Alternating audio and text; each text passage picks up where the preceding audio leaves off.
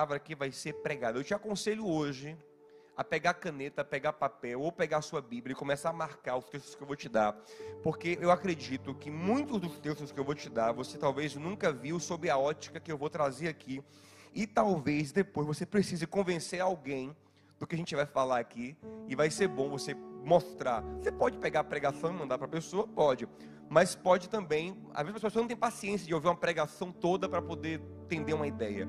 Você pode, você mesmo, na conversa, falar, ó, para que esse texto aqui, ó. Aí você vai e mostra o texto. Como você, não, o pastor falou em tal lugar, aí você não sabe. Então anota o texto, marca o texto, escreve a sua interpretação, o seu entendimento do texto, isso é muito precioso. Quem ouve a palavra, estudando, anotando, cresce muito mais. Vamos lá, pega aí a sua Bíblia, abre ela em Mateus, capítulo de número 11. Mateus, capítulo de número 11. Amém? Atenção, muita atenção agora. Antes de lermos o texto, até de orarmos, eu quero falar uma coisa importante. A palavra que eu vou trazer hoje é uma palavra muito necessária para o novo tempo para o qual Deus está nos chamando, nos convocando, nos convidando. O que eu vou trazer hoje, eu penso que eu deixo muito claro com a minha forma de viver. Mas talvez eu precise afirmar mais com as minhas palavras. Essa verdade tem que ser mais dita. E quanto mais essa verdade ela é dita, ela é afirmada, mais ela é poderosa em libertar. A verdade, o conhecimento da verdade nos liberta. João 8,32.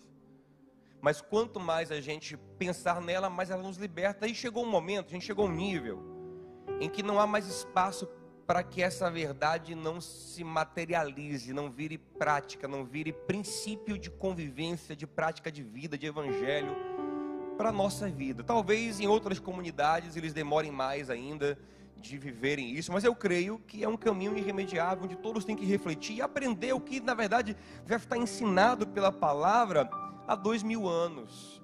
Mas infelizmente alguns costumes, algumas tradições nos impediram de compreender e de viver isso. E na verdade não só isso, mas às vezes o próprio diabo nos enlaçou o coração no espírito da religiosidade e nos impediu de viver isso aqui. Então assim, eu deixo muito claro com minha forma de viver, mas eu quero hoje reafirmar com a minha palavra, e eu vou deixar isso aqui registrado, gravado. Eu queria que todos os membros da igreja, do nosso corpo, vissem isso aqui. Se você faz parte de uma outra igreja e lá eles pensam diferente, tudo bem, eu respeito muito, entendeu? E eu creio que essa palavra vai te abençoar, mas viva de acordo com a sua comunidade, ou como você é orientado, como você é guiado lá, em nome de Jesus. Se eles te guiam de maneira bíblica, né? Se você for antibíblico, não viva não. Agora, deixa eu te falar uma coisa. Depois que eu trouxer a reflexão, eu vou te convidar a uma decisão. Vou te convidar uma postura, um posicionamento. Eu tenho a minha decisão, eu tenho a minha postura, meu posicionamento, e eu vou te convidar a ter o seu. E eu vou respeitar o seu, como você deve respeitar o meu também.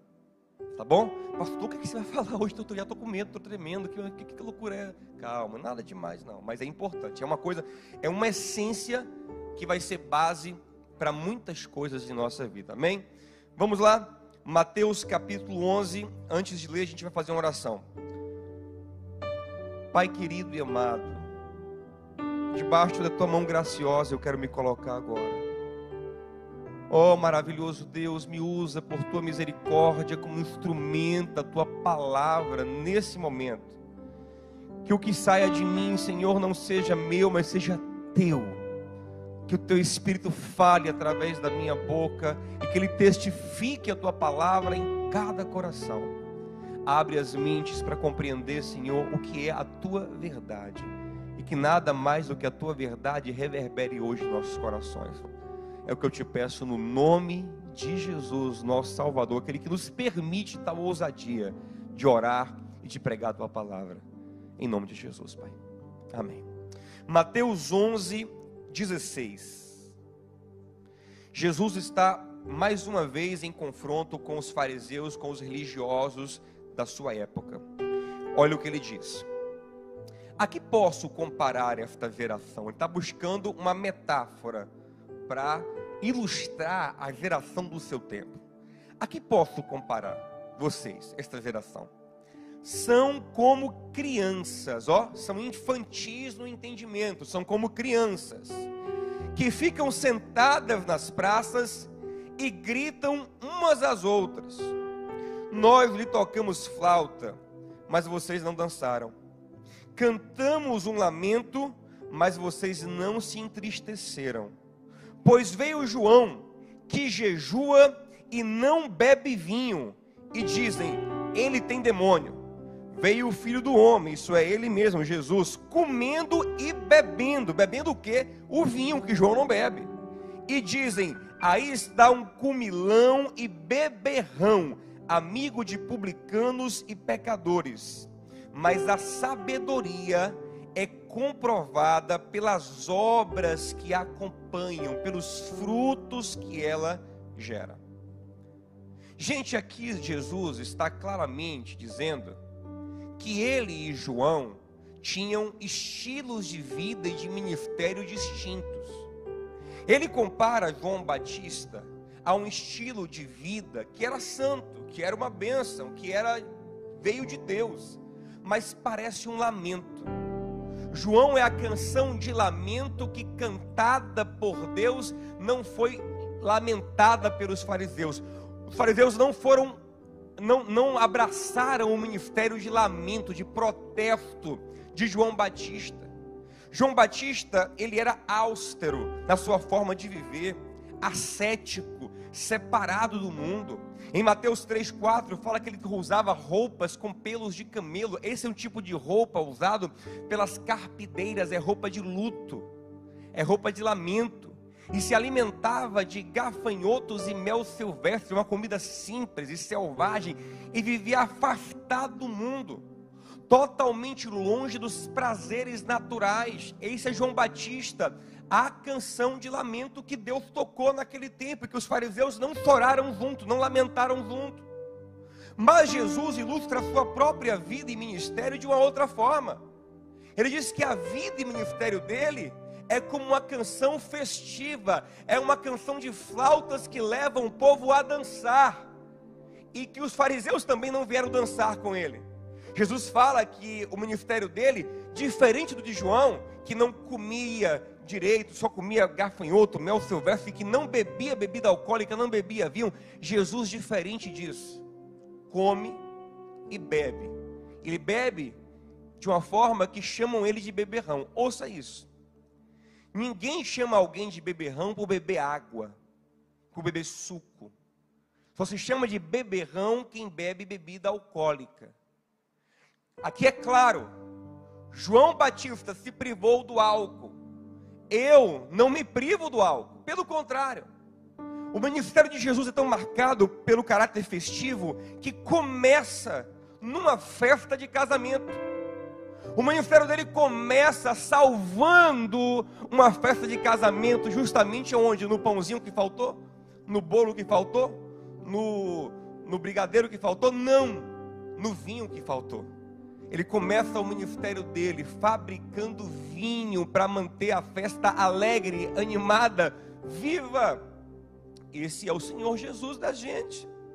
Agora, naquela festa de casamento, gente, só tinha música religiosa? Claro que não. Naquela festa de casamento tinha música dançante.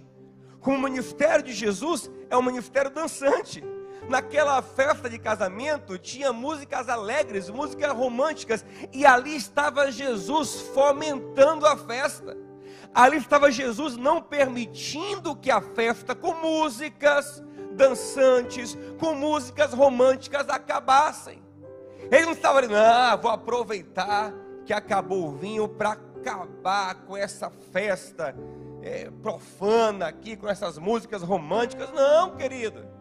Aquele casamento, aquela celebração do amor, cheio de músicas românticas, era também, naquele contexto, uma bênção.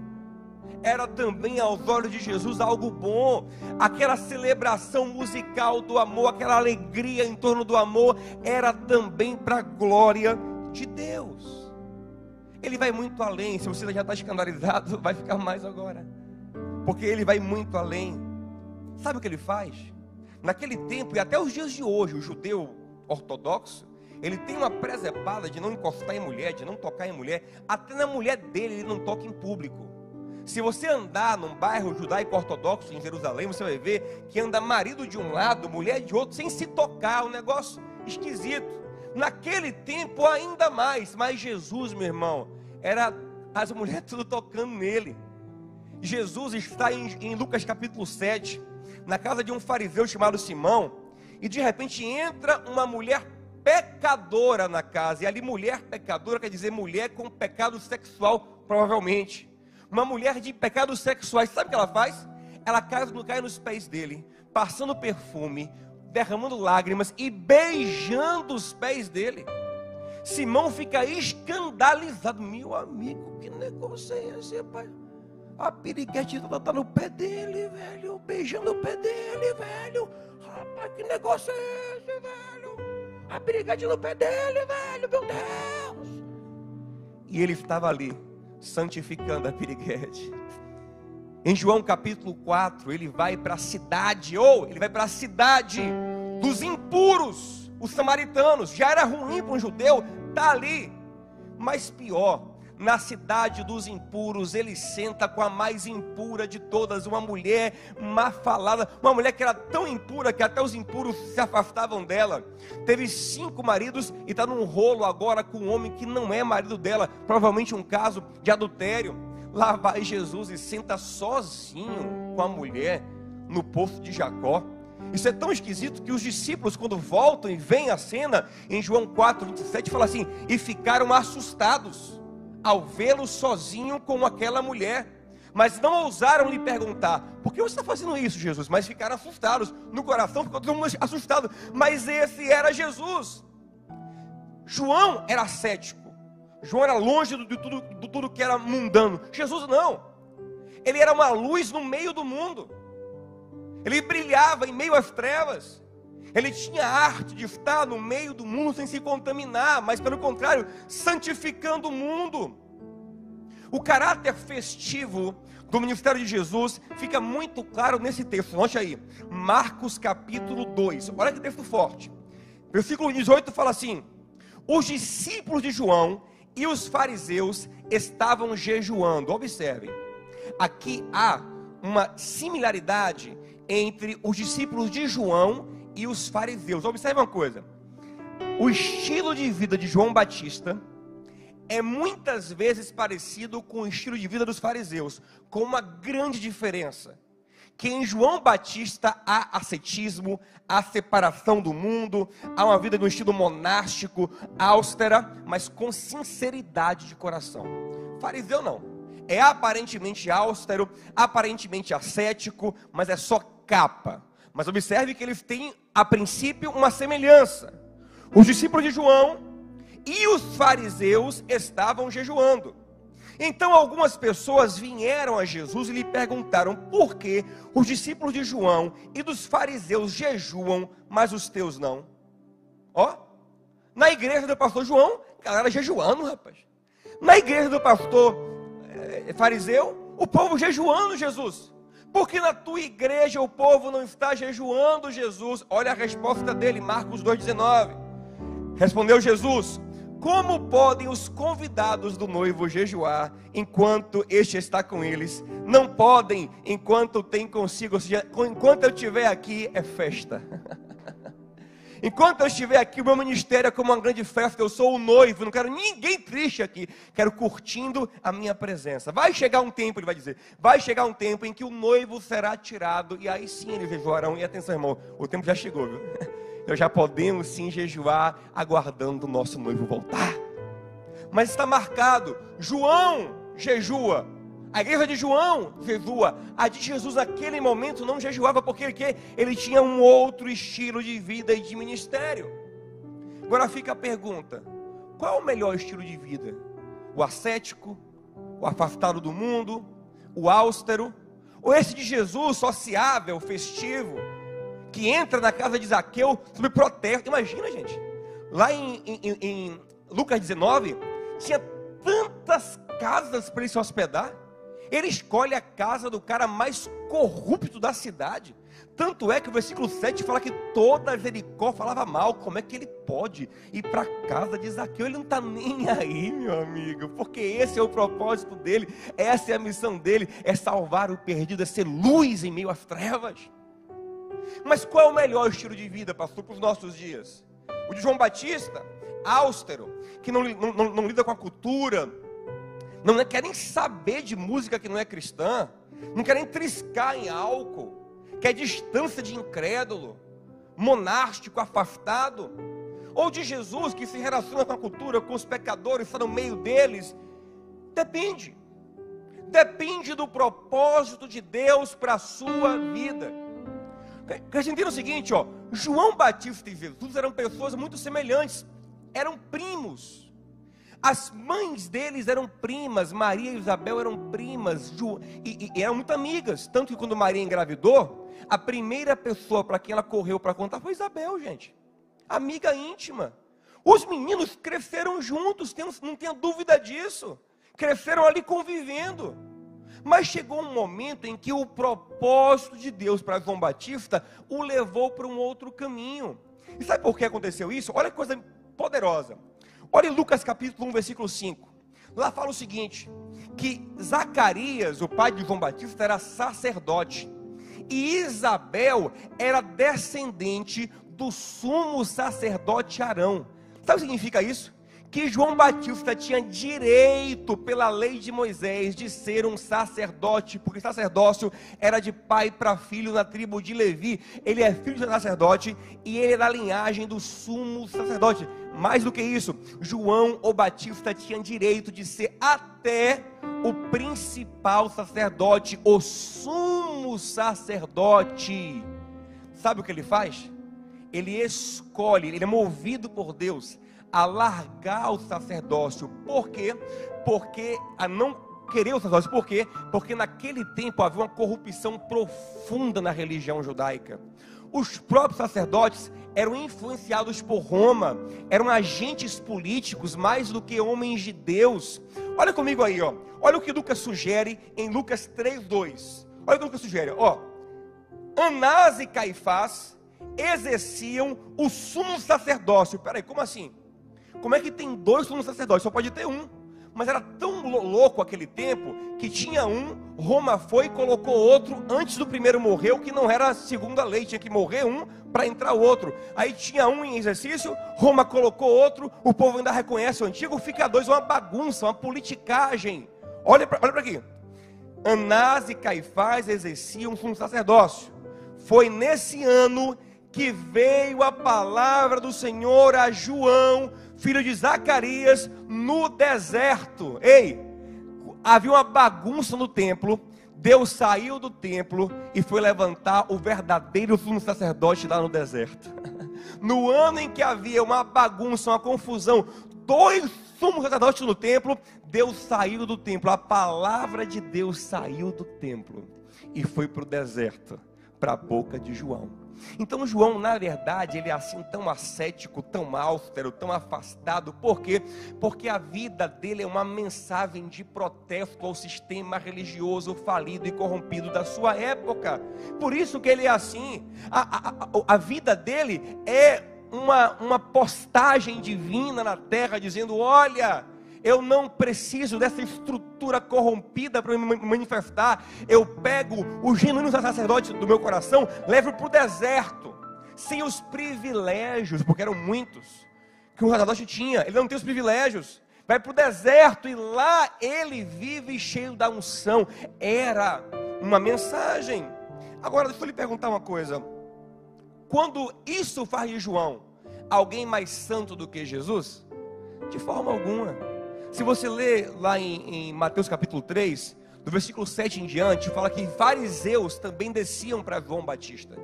E ele dizia para os fariseus: se arrependam, raça de víboras, quem vos ensinou a fugir da ira que está vindo? Ei, o machado está posto na raiz, viu? Quem não produzir fruto de arrependimento vai ser cortado. Não pensem que por ser judeus, filhos de Abraão, vão escapar, não. Se arrependam, raça de víboras.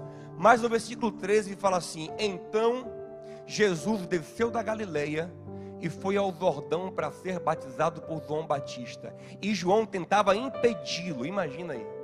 Não, impedi-lo, não. Dizendo assim, não, sou eu quem tenho que ser batizado por você. Você come e bebe e é mais santo do que eu. Sou eu quem tenho que ser lavado por você. O meu ascetismo não me faz mais santo do que você. São só propósitos diferentes. Eu não quero dizer que quem tem esse propósito mais sociável, mais festivo, também é mais santo que quem é mais ascético. Não, por exemplo, João Batista era mais santo que os discípulos de Jesus que eram festivos como ele. Porque o coração de João era mais santo, era mais convertido a Deus do que os discípulos eram até então.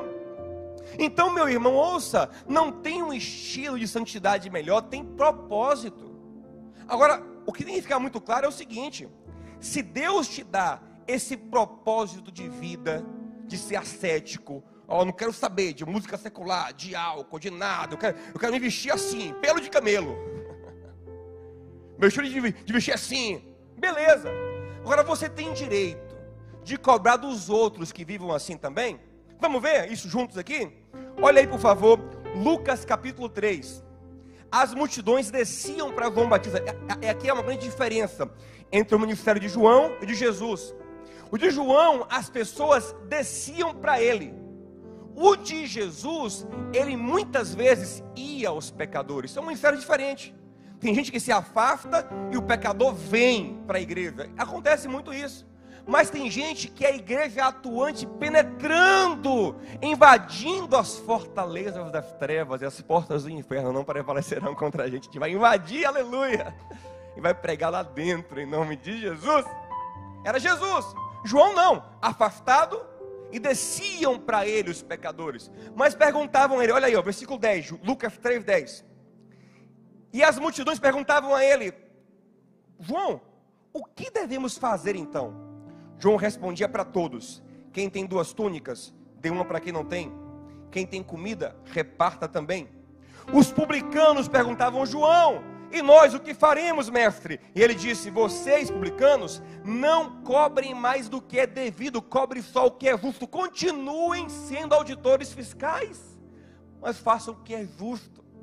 Os soldados perguntavam, João, e a gente, soldados, o que fazemos? A polícia, o que faz, João? Larga a polícia e vem viver como você. Não, continue sendo policiais, mas não pratiquem extorsão, não acusem ninguém falsamente, contentem-se com o seu salário. Ei, João não pede ninguém para vir viver com ele no deserto.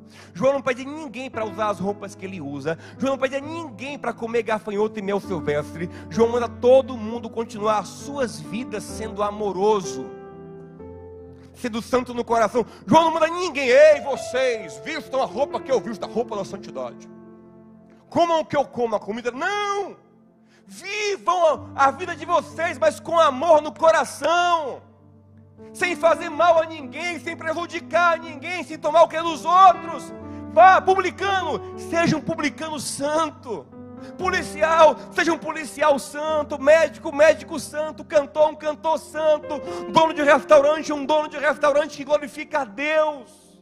Viva a sua vida. Você não tem que viver como eu. João nunca pediu, até porque a lei nunca pediu isso.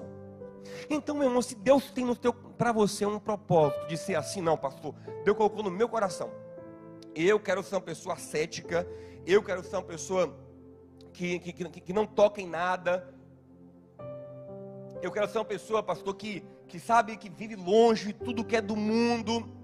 Beleza, meu irmão, glória a Deus, viva assim, se é seu propósito, viva, mas não cobre dos outros isso é seu. João nunca cobrou isso de ninguém, e Jesus não cobrou isso de ninguém. A oração de Jesus é muito clara, em João 17:15, ele ora ao Pai e fala assim, Pai, eu não oro para que o Senhor os tire do mundo, não, eles vão ter que ficar no meio do mundo, mas eu oro para que o Senhor os livre do mal. Deus não quer nos tirar do mundo, a princípio não, a não ser que Ele tenha para você um propósito especial, monástico, ascético, pode ser que tenha, como tem para João, mas a princípio não. A oração é: Pai, não os tire do mundo, Pai, que eles fiquem no meio do mundo, mas livra eles do mal, que no mundo eles sejam luz para o mundo, sal para a terra, conservar esse mundo, iluminar esse mundo. É o que a palavra diz. Meu irmão, agora deixa eu lhe falar uma coisa. Quando alguém ouve você, mas pastor, não é melhor prevenir do que remediar?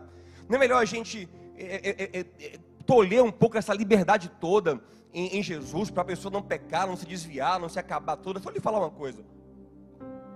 Esse é um tema que está na Bíblia também. Os apóstolos se preocuparam com isso também. Tanto Pedro quanto Paulo escreveram sobre isso. Olha o que Paulo fala em Gálatas 5,13. Ele fala assim, ó: irmãos, vocês foram chamados para a liberdade, mas não usem a liberdade para dar ocasião à vontade da carne. Pelo contrário, sirvam uns aos outros mediante o amor. Toda lei se resume num só mandamento: ame o seu próximo como a si mesmo. Observe, Paulo falando assim: irmãos, vocês vão continuar vivendo em liberdade. Eu não vou tolher a liberdade de vocês, mas não usem a vossa liberdade para dar ocasião à carne. Gente, a solução contra o pecado não é colocar lei sobre o povo que não existe. Não é dizer que bebida é pecado, porque não é pecado na Bíblia. Não é dizer que ouvir música secular é pecado, porque não é pecado. Não é dizer que tatuagem é pecado, porque não é pecado. Não é dizer que ter um cabelo black, rasta é pecado, porque não é pecado. Não é dizer que usar uma roupa, porque isso não existe. Não é criar leis que não existem na Bíblia. Essa não, a maneira de santificar o homem não é criar no coração dele leis humanas. Pelo contrário, Paulo diz em Colossenses 2, a partir do versículo, deixa eu ver se eu acho esse texto aqui que é muito poderoso também, para você guardar no seu coração aí. Colossenses 2, se eu não me engano, a partir do versículo 6, confiram comigo em casa depois. No Colossenses 2, a partir do versículo 20, ele fala assim, ó, ele fala assim, ó: vocês que estão em Cristo não precisam de regras como não manuseie, não prove, não toque. São regras humanas que têm a aparência de sabedoria, de religiosidade, de falsa humildade, de severidade com o corpo, mas não tem valor algum para refrear os impulsos da carne. Ninguém fica mais santo porque cortou o cabelo bonitinho do jeito de crente. Ninguém fica mais santo porque botou uma saia no pé. Não adianta, se o coração não for limpo, isso não santifica, meu amigo. É a santificação interior que vai reverberar no exterior. Eu não estou dizendo que alguém não tem que cuidar das suas vestes. Sim, o crente não pode ser indecente na forma de vestir, não pode ser sensual na forma de vestir, mas isso parte de um desejo do coração. Não adianta estar com a saia no pé e lá dentro do coração a imoralidade, a sensualidade. Já vi muita gente de saião sendo sensual de uma maneira que inacreditável, em ambiente de culto. E aqui eu não quero condenar quem tem saião. Se você é do saião, se você gosta do saião, se você tem um propósito do saião, use seu saião para a glória de Deus. Mas ouça uma coisa: não é tirando a liberdade que você faz alguém santo, não. Não é de forma alguma. Vamos pensar aqui de uma maneira mais ampla. Vamos pensar juntos aqui de uma maneira mais ampla. Pense comigo. Todo mundo que dirige um veículo motorizado no Brasil, ele é um potencial homicida, assassino. Porque o veículo é também uma arma na mão de alguém. Um vacilo que você dá, você mata uma pessoa na rua.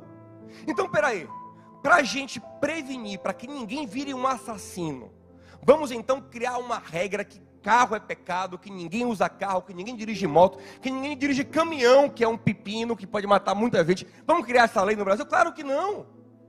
Não é tirando a liberdade que você resolve o problema. E mais, você não pode penalizar, limitar a liberdade de muitos por alguns que não sabem usá-la. Sim, liberdade é um risco. Quem tem liberdade corre risco. Quem está lá, como Jesus, sentado com pecadores, corre risco. Quem tem uma piriguete nos seus pés, corre risco. João Batista corria menos risco do que Jesus. Mas você não pode dizer a Jesus: Jesus, é pecado ter uma mulher aos seus pés, porque tem um risco. Não, se você quer correr esse risco, corra o risco. É o que Paulo está falando aqui, ó. Mas não use da sua liberdade para dar ocasião à carne. Não me diga que é pecado sentar com o pecador. Não me diga que é pecado tomar o vinho. Agora saiba que isso tem risco. Está entendendo? Aqui, ó, 1 Pedro 2,16. Olha o que ele fala aqui, ó: Vivam como pessoas livres. É assim. Vivam como pessoas livres. Mas não usem a liberdade como desculpa para fazer o mal. Vivam como servos de Deus. Vocês são livres. Agora deem conta da sua liberdade. Aqui está aqui, meu filho, ó, carteira de motorista e o carro. Agora você é responsável.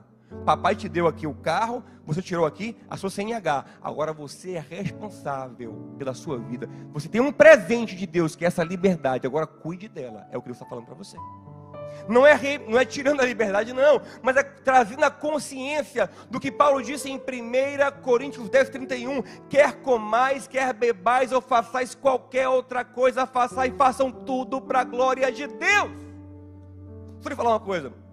Já passei tempos em minha vida em que eu tive uma postura mais austera, como João Batista, e dizia coisas do tipo assim: rapaz, eu não quero passar um tempo sem nem ouvir música secular, que eu quero só me aprofundar nos louvores, eu quero só oração e tal.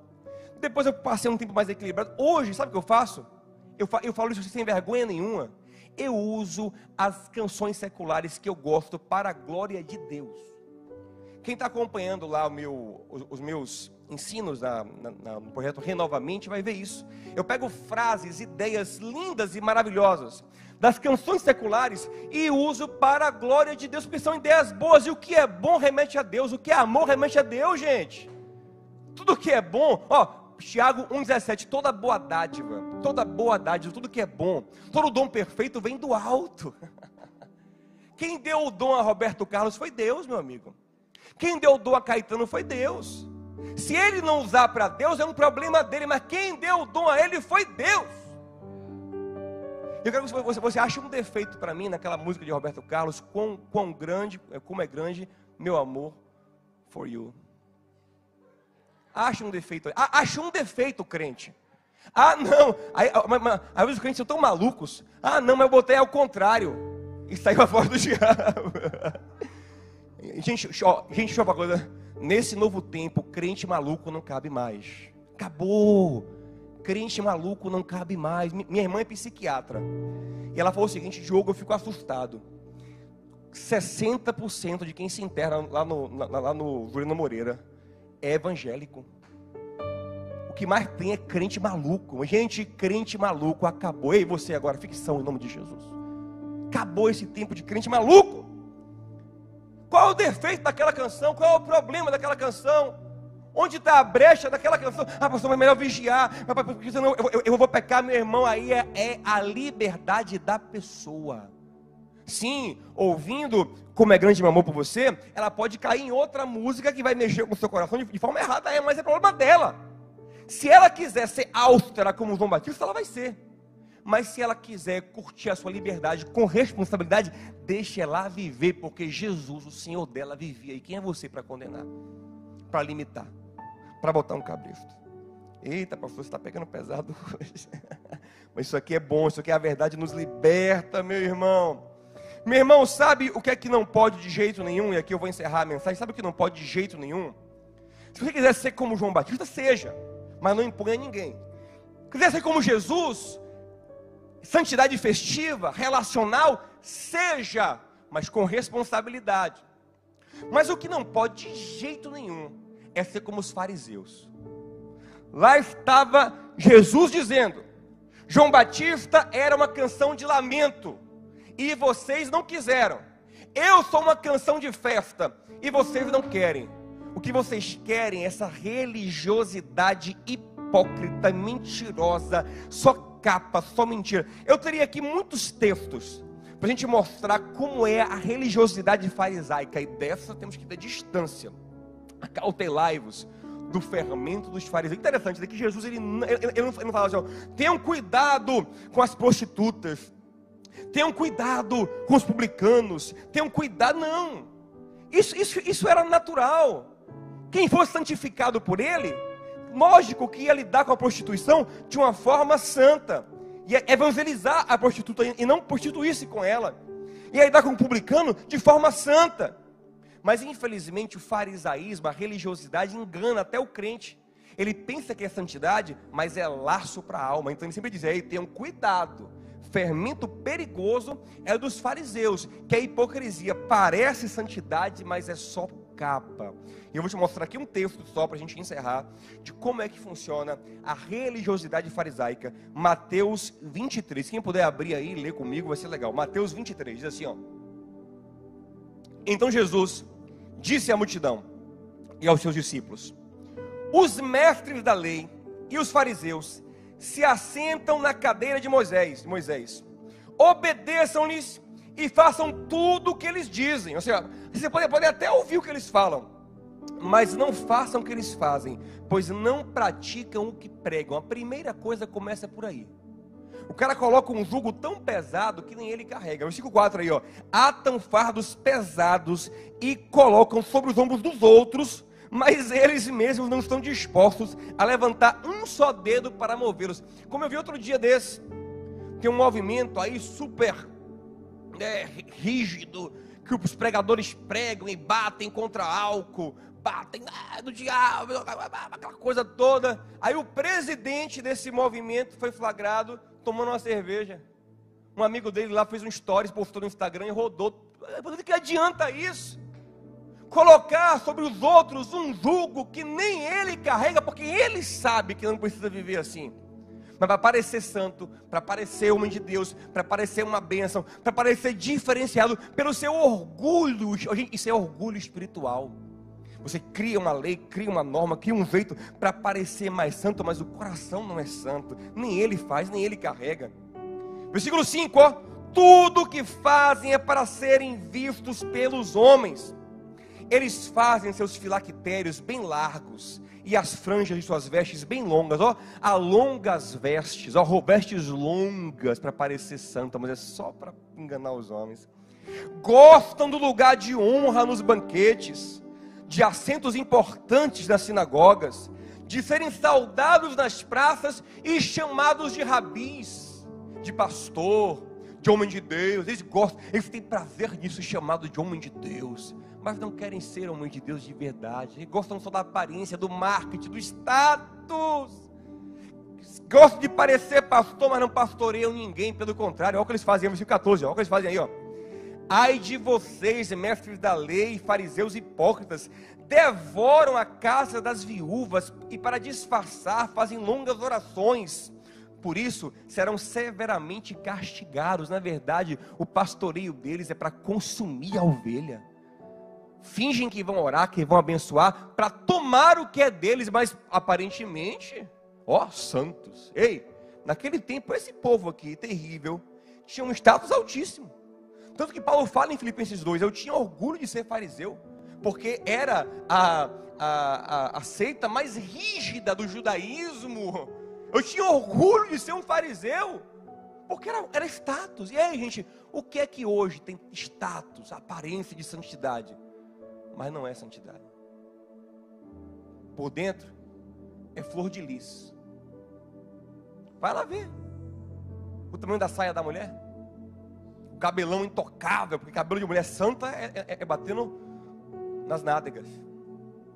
Vai lá ver o jeito santo de falar. Não tem brincadeira aqui não. Quer poder? Quer olhar que você já fica intimidado, né? Na igreja assim, oh, meu Deus, aqui tem profeta. Poder, aqui é santidade. Olha meu cabelo aqui, santidade. Quer poder? Ele pega. Farisaísmo. O que é que ela faz? O que é que ela faz? O que é que ela faz? Não posso divorciar para não escandalizar. Olha como é a mente farisaica. Olha que mente adoecida. Eu não posso divorciar, não. Divorciar é bomba atômica. Divorciar nem é pau. Divorciar não. Mas matar pode. Assassinar pode. E ouça, isso não me surpreende. Quando esse caso saiu, eu tenho um grupo de amigos de teologia, eu falei, ó, foi ela. Não quero julgar, mas eu tenho quase certeza que foi ela. Sabe por quê? Porque eu conheço esse tipo de mente aos montes. Quantas vezes? Já aconselhei irmãs que estavam nesse caminho. Pastor, eu estou com problema com meu marido. Aí eu fui orar num lugar lá que tem umas irmãs de oração, de mulher de Deus. Quando chegou lá, pastor, elas pegaram a foto do meu marido e começaram a fazer assim, ó: Senhor, abre a terra.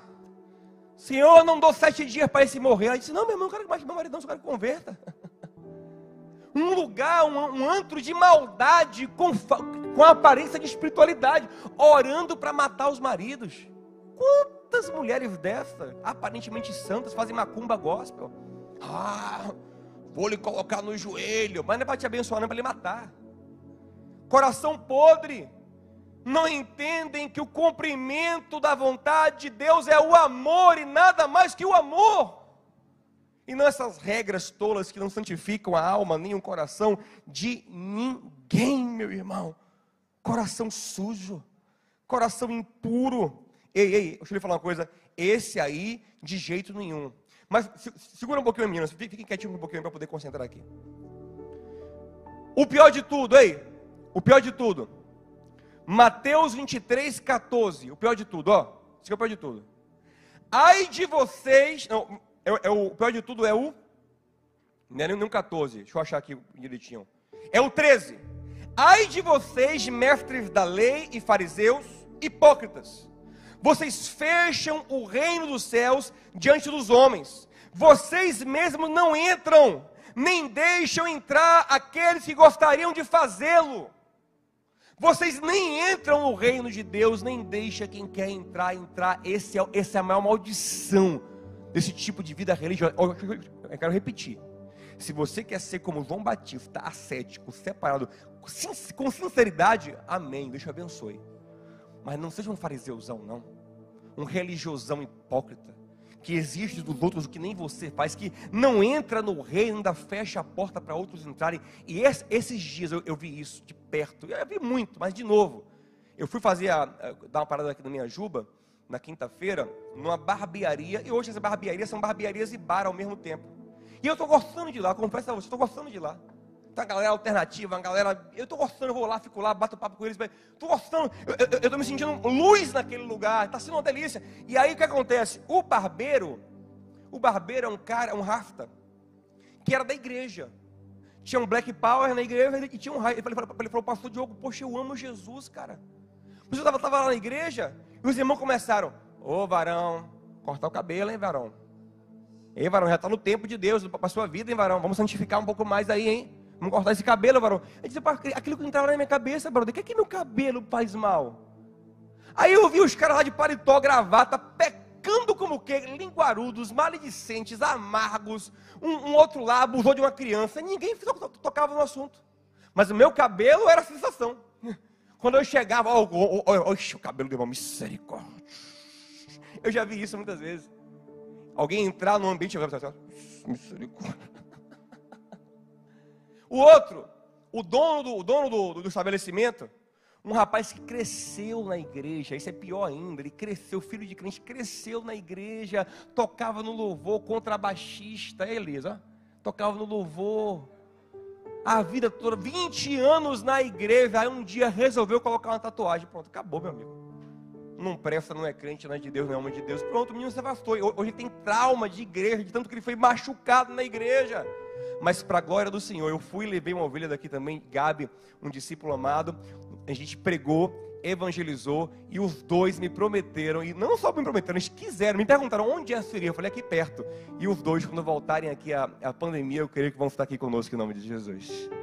Porque o meu ministério é estar lá como Jesus, no meio deles, batendo papo, eu brinco, eu converso, eu entro na conversa deles, mas eu vigio, guardo a minha santidade, uso bem, eu acho que uso a minha liberdade, e prego, e me envolvo, e amo.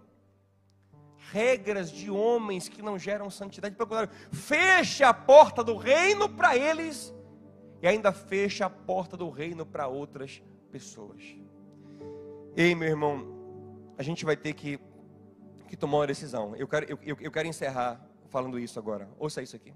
Isso aqui é muito importante. Se você não é dessa igreja, essa parte talvez não lhe caiba tanto. Mas se você é, fica ligado aí. Deixa eu lhe falar uma coisa. Eu me sinto profundamente amado aqui nessa igreja. Me sinto muito, muito amado mesmo. Muito querido. Eu não tenho do que me queixar.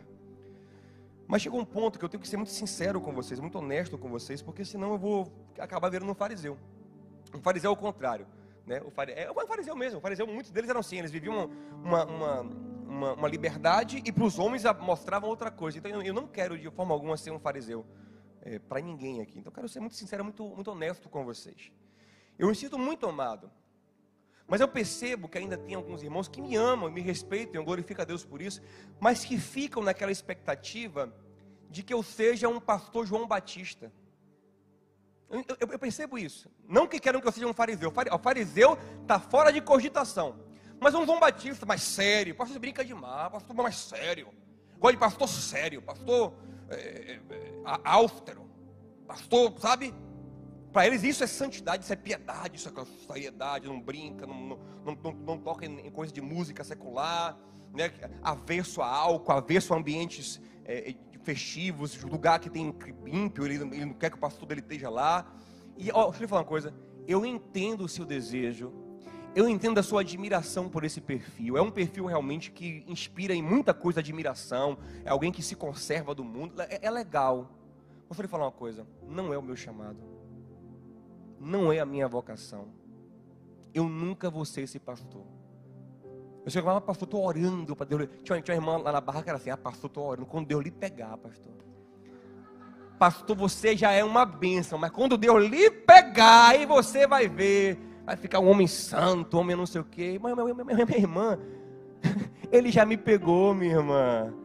E me levou para a festa com ele. Esse meu coração festivo é festivo para a glória de Deus, é assim que eu sou.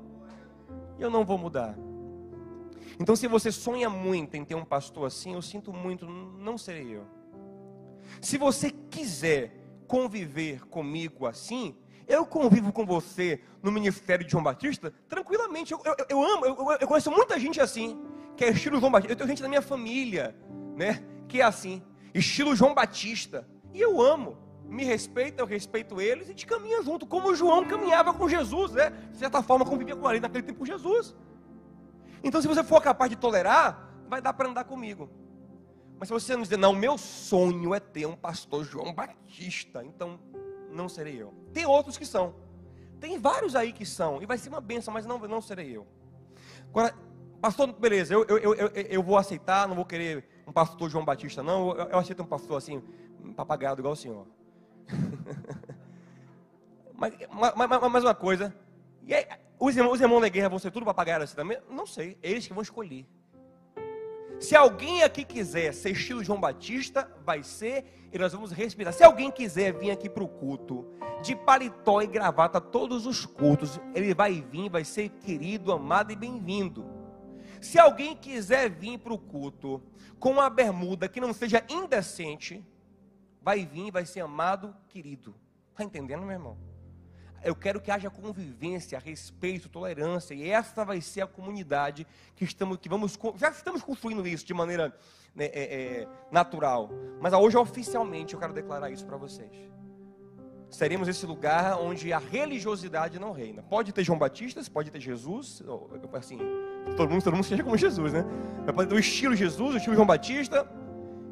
Convivência, amor. Mas farisaísmo não. Farisaísmo de jeito nenhum. Amém? Então escolha, decida, pense o que você quer para a sua vida. Você fala, pastor, não dá para mim não, eu esperei muito, estava orando para o Senhor virar um João Batista. Já que o Senhor não vai virar, eu vou cair fora. Eu entendo você. Eu vou continuar te amando, te respeitando. Posso até lhe indicar, essa igreja aqui tem um pastor estilo João Batista, você vai gostar, indico. Mas não é o meu caso. Eu precisava falar isso para vocês. Deixa eu aproveitar logo e aprofundar a coisa aqui. Deixa eu aprofundar a coisa aqui um pouquinho. Vamos ver você. Se eu quiser, eu vou tomar vinho, porque não há pecado nisso. Se eu quiser, eu tomarei. Se eu quiser, eu vou ouvir uma música secular. Se eu quiser, eu vou para a praia e vou curtir a minha praia. Se eu quiser, eu vou me relacionar. Eu vou para um bar desse da barbearia. Não vou ficar lá enchendo a cara. Eu vou usar minha liberdade com sabedoria. Vou ficar no meio deles, pregando para eles. Se entrasse ali, entrou um irmão, entrou até um pastor lá. Engraçado, que legal isso. Entrou um pastor pentecostal no bar, acompanhado de um cantor secular. Eu achei lindo aquilo. Amigos, um pastor pentecostal, amigo discipulando um cantor secular, que está estourado aí na Bahia, não vou dizer o nome, mas achei lindo aquilo ali. Entraram juntos, a gente conversou, foi uma... Gente, O ambiente ficou tão legal lá naquele ambiente, na quinta-feira ali. Eu tenho um vídeo provando isso. Que o dono do lugar falou assim, meu bar tá ungido. Porque só tinha pregação agora, todo mundo falando, rodinha para falar de Jesus, gente. Para a glória de Deus. E gente quer vir para a igreja agora, quebrando barreiras, quebrando preconceitos. Então esse é o meu estilo, essa é a minha forma de ser. Eu não serei monástico, eu não serei austero, eu não serei João Batista. Não é a minha forma. Se você sonha com isso, sinto muito. Eu quero de uma vez por todas dizer, não vai rolar. Tenho que ser sincero com você. Vou viver da liberdade que isso me deu. Se eu quiser, pastor, eu quero fazer um propósito, não quero ouvir música secular por 1 ano, eu farei. Não quero tocar em vinho por 10 anos, farei. Mas se eu quiser tomar, tomarei. Se eu ouvir, ouvirei. Porque não há nada na palavra que me impeça. Eu tenho a liberdade de escolher. E não vou abrir mão da minha liberdade. Amém?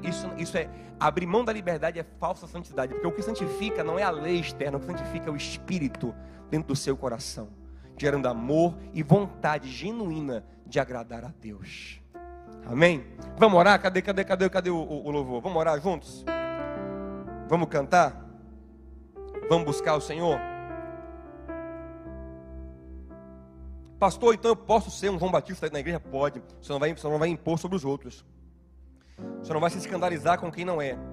Amém, meu irmão? Em nome de Jesus.